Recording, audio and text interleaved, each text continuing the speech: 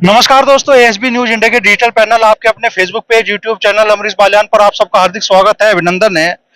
मुजफ्फरनगर में बीती रात राजनीतिक माहौल अचानक से गर्मा गया। केंद्रीय मंत्री और मुजफ्फरनगर से तीसरी बार अपनी किस्मत आजमा रहे भाजपा आरएलडी के प्रत्याशी संजीव बालियान जी के काफिले पर बड़ा हमला हुआ और इससे जो माहौल में तनाव उपजा है, उसको लेकर क्या प्रतिक्रिया राजनीतिक दल के लोग महसूस कर रहे हैं। हमारे साथ मौजूद है समाजवादी पार्टी इंडिया गठबंधन के प्रत्याशी हरेंद्र मलिक जी। तो मलिक साहब, किस तरीके से इस पूरे हमले को देख रहे हैं? जो है दुखद है। और जब राजनीतिक लोग राजनीति में आवेंगे तो इस तरह के करत होंगे। देखिए, हम राजनीतिक लोग हैं, हमारा काम है हाथ जोड़ कर वोट मांगना। डंडा लाठी किसी को दिखाना हमारा काम नहीं है। अभी प्रशासन जांच कर रहा है। हम तो प्रशासन को 10 दिन से कह रहे थे कि बेताद मात्रा में लोग अब किसे शिकायत करें। वो तो कह रहे मेरे दर्जनों गाड़ी टूटी, प्रशासन कह रहे 8-9 गाड़ी थी इनके साथ। ज्यादा लोग चलेंगे साथ में और वो डंडे लेकर के चलेंगे। वीडियो देख लो, उसमें वीडियो में क्या है। अब 3 तरह की बात सामने आई है, पर जो भी है दुर्भाग्यपूर्ण है। हम तो कहते हैं कि हमारा दायित्व बनता है सभी उम्मीदवारों का कि वो जनता को हाथ जोड़ करके वोट मांगे, कोई ऐसा काम ना करे जिससे उत्तेजना फैले। चुनाव तो बहुत दूर है, अभी तो शुरुआत है यार। अभी मान लिया एक समाज ने उनका बहिष्कार किया, तो उनके लोगों को मनाने का काम करें। अगर मेरे खिलाफ कहीं नारेबाजी हो तो मैं तो हाथ जोड़ कर पूछूं भाई क्या बात होगी। ये काम थोड़ा है आप डंडे काट के चलो। अब हमें नहीं पता क्या हुआ, हम तो कल वहां गए थे। तो हम पहुंचे वहां 10 बजे के से पहले, पौने 10 बजे के आसपास। तो वहां पुलिस थी, उन्होंने हमें गांव में बढ़ने से रोका कि आप ना जाओ, ये उचित होगा। मैं ठीक है, हम तो फॉलो करेंगे भाई जैसा आप कहोगे। हमारा पहली प्रायोरिटी कानून व्यवस्था रहनी चाहिए। तो हमने पुलिस का कहना मान करके वापस चले आए हम। तो हमें बंद स्टेशन का फाटक बंद था, तो फाटक पे हमें कुछ 2 किसान मिले, 2-3। वो फावड़ा उनके कंधे पर था, इसलिए लगता था या 12 चला के आए होंगे या चलाने जा रहे होंगे। और उन्होंने कहा एक मोटरसाइकिल पे था, 2 पैदल थे।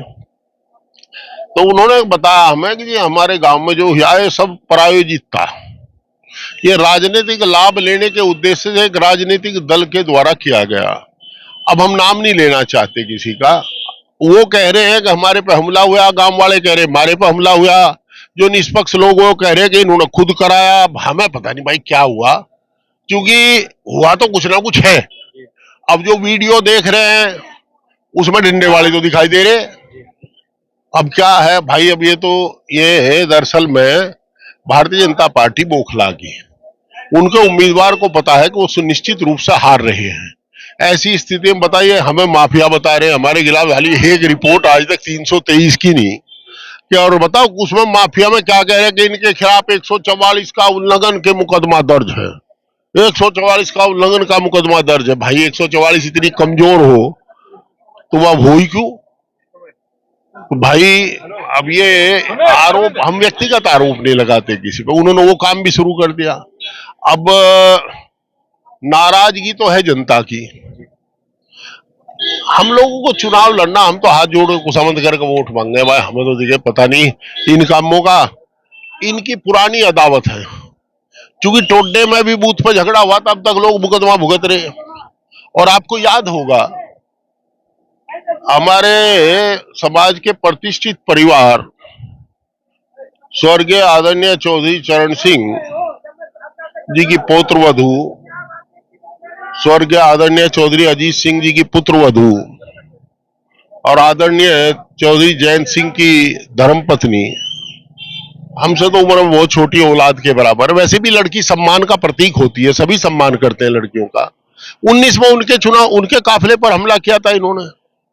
अब ये तो सबको डंडे लाठी से हाँकते हैं, उसके बारे में क्या कहेंगे। अब लोग, वो यही खड़ा है मोनू, वो अब तक जेल का, वो बेचारे जेल का 8 दिन में आए थे शायद, जमानत करा के। वो मुकदमा अब तक चल रहा है। हमने कभी किसी पर हमला नहीं किया, बताइए।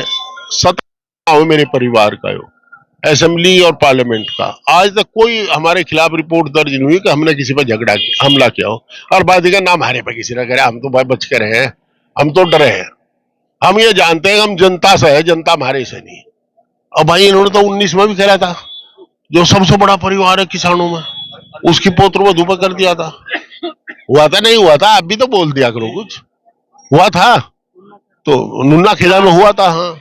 तो परंतु फिर भी मैं ये कह रहा हूं कि प्रशासन को इस मामले को गंभीरता से लेना चाहिए, ऐसा कोई काम ना हो ताकि चुनाव प्रभावित हो।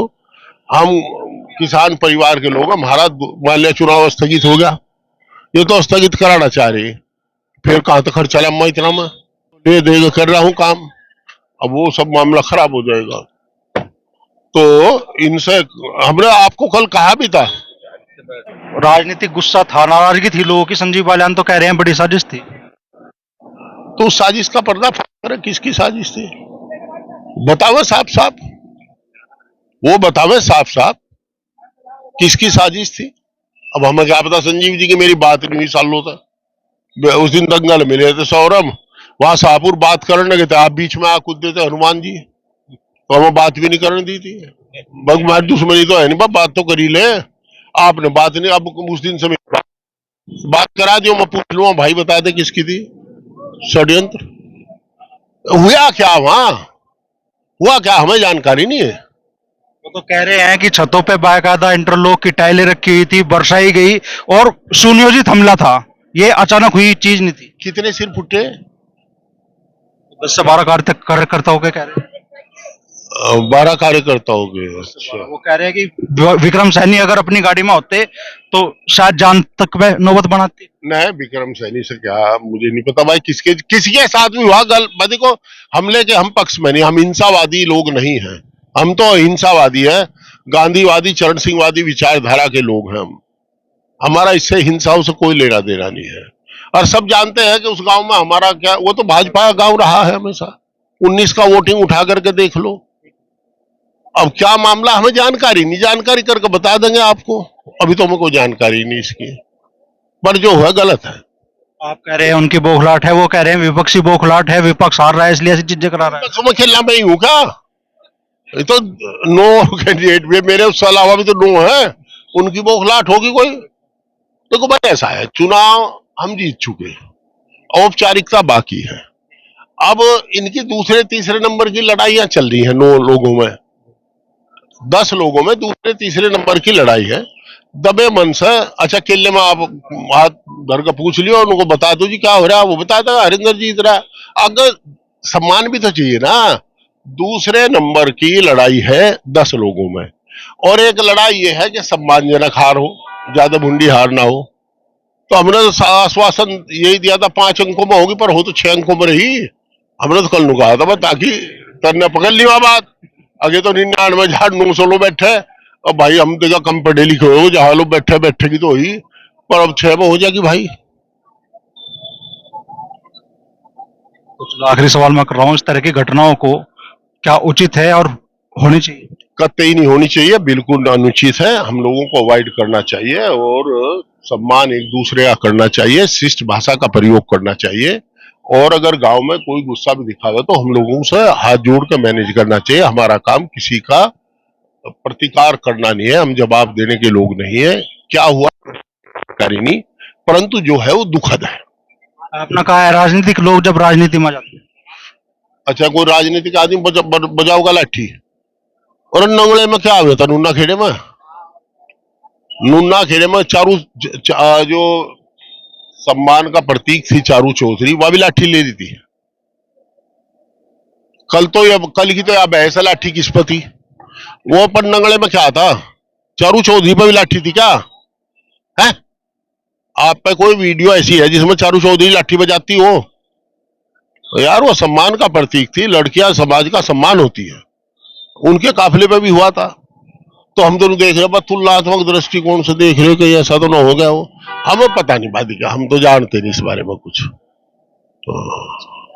तो एमपी साहब ने बड़ी प्रतिक्रिया इस पर दी है। एमपी साहब कह रहे हैं कि ऐसी घटनाएं नहीं होनी चाहिए।